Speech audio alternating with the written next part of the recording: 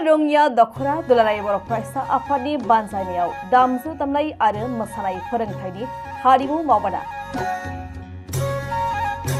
दासान्दि गुबुन गुबुन दख'रा आफादफोरा एबसुनि बड'फा गोजोनथियारि सोलायनाय मावथांखिजों बर'नि दोरोङारि दामजु खाम सिफुं सेरजा आरो लोगोसे बैसागु मोसानाय फोरोंनाय मावबादा हाबाफारि लानाय बायदिनो सा रंगिया दख'रा दुलाराय बर' फरायसा आफादाबो दामजु दामनाय आरो मोसानाय फोरोंथायनि हारिमु मावबादा खुंदों। तामुलपुर जिल्लानि सिङाव थानाय सा रंगिया दख'रा दुलाराय बर' फरायसा आफादनि बेन्दोङाव थानाय देवलकुसियाव मैया एप्रिलनिफ्राय जागायनानै फैगौ 9 एप्रिलसिम सोलिगोन बे हारिमु मावबादाया। बे हारिमु मावबादाखौ बेखेवनानै होयो तामुलपुर जिल्ला दुलाराय बर' फरायसा आफादनि लोगो आफादगिरि फुकन बर' बिथाङा।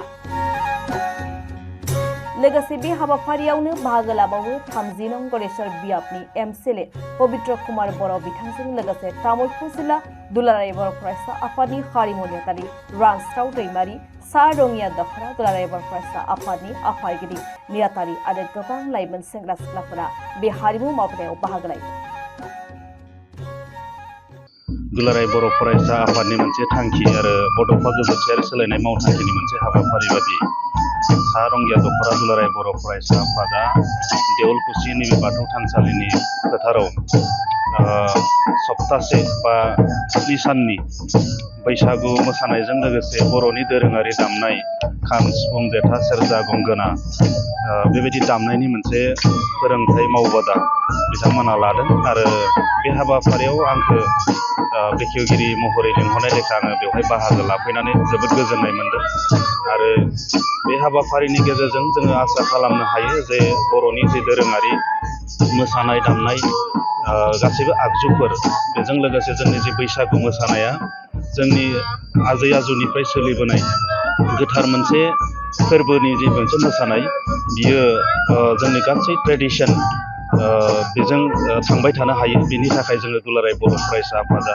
बोसोरफ्रोमबो जिल्ला लेभेलाव आरो दख'रा लेभेलाव जोङो मावबादा खालामनाय जायो आरो बेजों लोगोसे जोङो बोसोरफ्रोमबो रंजालि बैसागु फोरबो जोङो खुंनाय जायो आरो बेनि गेजेरजों बर'नि हारिमुखौ बुहुमाव मोनसे सिनायथि होनो हायो, गोसार होनो हायो। बियो जोंनि दुलाराय बर' फरायसा आफादनि गिदिर मोनसे थांखि आरो जोङो बयबो मिथिगौ जे थांनाय 2022 मायथाइयाव भारत सरकारा जोंनो जि GI-टेग होबाय गासै 21टा आइटेमनि गेजेराव जोंहा हारिमु बिथिङाव खाम सिफुं जथा सेरजा गंगोना जोङो बेखौबो मोननो हाबाय आरो बिनि गेजेरजों जों गोग्गानो हायो जे जोंनि खाम सिफुं जथा सेरजा गंगोना आरो जे थरखा जों बेखौ अरायसम बर'नि हिसाबै जोङो बुहुमाव फोथांनानै लाखिनो हासिगोन।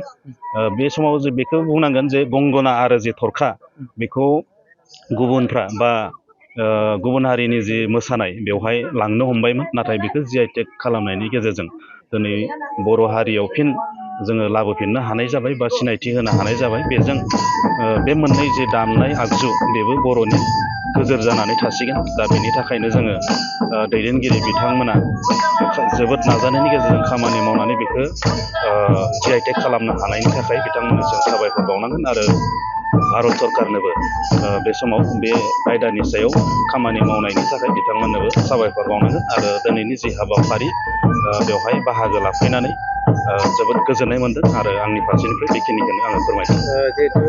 बेथ' सैथो बाथ्रा, मानोना मोनसे हारिया जुदि सिनायथि मोननांगौब्ला थांनानै थानांगौब्ला मोनसे हारिनो हारिमु नांगोन आरो हारिमु गैयाब्ला मोनसे हारिया मालाबाबो सिनायथि मोननाय नङा।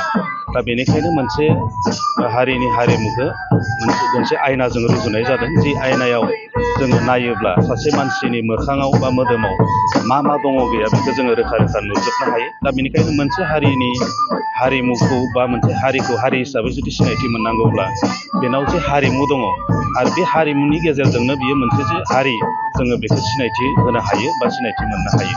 दा बेनि थाखायनो हारिमुखौ गंसे आयनाजों रुजुनाय जायो।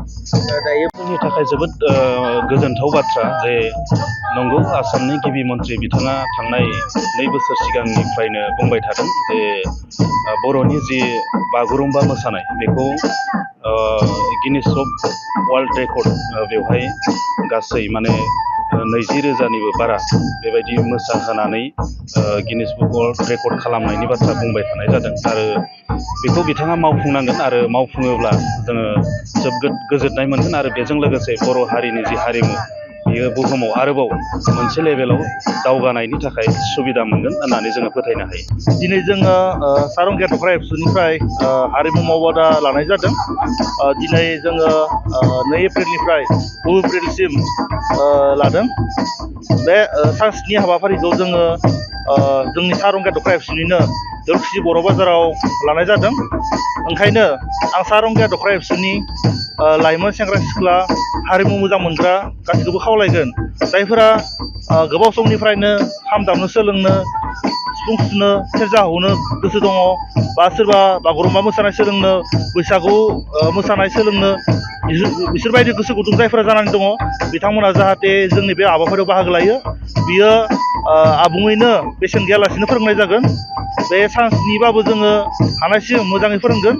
ओंखायनो आं दख'रानिफ्राय जानानै बेखौनो खावलायगोन जाहाथे जोंनि दख'रानि बेन्दोङाव थानाय मोन 43 गामिनि लाइमोन सेंग्रा सिख्लाफोरा लैहोर लैहोर फैनानै जोंनि बे हाबाफारियाव बाहागो लानांगौ जाहाथे जोंनि जा थांखि बड'फा गोजोनथायारि सोलायनाय मावथांखिजों लोब्बा लाखिना जा हारिमु मावबादा बियो जाफुङो।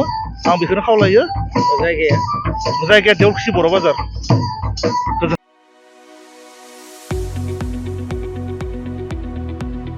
गुनगोनां सोलोंथाइ लानो गोसो गुदुं फरायसाफोरनि थाखाय गोजोनथाव खौरां।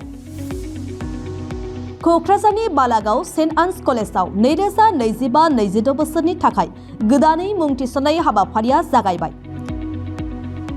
HS थाखोआव आरो FYUG थाखोआव फरायसाफोरनि गोदानै मुं थिसननाया सोलिगासिनो दं। क'क्राझारनि साहा बालागावआव थानाय सेन्ट आन्स कलेजनि HS थाखोआव कमार्स आरो आर्ट्स स्ट्रिमाव इंलिश मिडियामाव गोदानै मुं थिसननाया सोलिगासिनो दं आरो बेजों लोगोसे FYUG एबा 4 इयार आन्डार ग्रेजुएटनि थाखायबो कमार्स आरो आर्ट्सआव गोदानै मुं थिसननायाबो जागायबाय। FYUGनि आर्ट्सनि थाखाय English, Bodo', Assamese, political science, education, economics, history आरो ससिय'लजि आयदायाव मेजर लानानै सोलोंथाइ लानो हागोन आरो बिकमनि थाखाय फाइनान्स, एकाउन्टेन्सि, मार्केटिं, मेनेजमेन्ट आरो HR मेनेजमेन्ट आयदायाव मेजर लानानै सोलोंथाइ लानो हागोन। गुनगोनां फोरोंगिरिफोरनि सोलोंथाइ होनायजों लोगोसे बेवहाय बायदि उफ्रा सोलोंथाइबो होनाय जायो जेरै computer class, spoken English course आरो गुबुन सार्टिफिकेट कर्सफोरनिबो सोलोंथाइ लानो खाबु होनाय जायो। बे कलेजाव स्पर्ट्स फेसिलिटिज, लाइब्रेरि फेसिलिटिज, वाइफाइनि फोनांजाब राहाजों इन्टारेक्टिभनि राहा आरो smart board, classroom, air condition computer lab आरो बेजों लोगोसे माखासे फरायसाफोरनो रिमिडिल क्लासनिबो खाबु होनाय जायो। हौवा आरो हिन्जावफोरनि थाखाय आलादा आलादा हस्टेलनिबो सुबिदा दं। जायफोर फरायसाफोरा गुनगोनां सोलोंथाइ लानो गोसो गुदुं नोंथांमोना क'क्राझार बालागावआव थानाय सेन्ट आन्स फरायसालिमायाव मुं थिसननो हासिगोन। गोबाङै मिन्थिबावनो थाखाय नैबे जानबुं एबा कन्टेक्ट नं 6003786924 आव जगाजग खालामदो एबा सुलाद लाहरनो हागोन।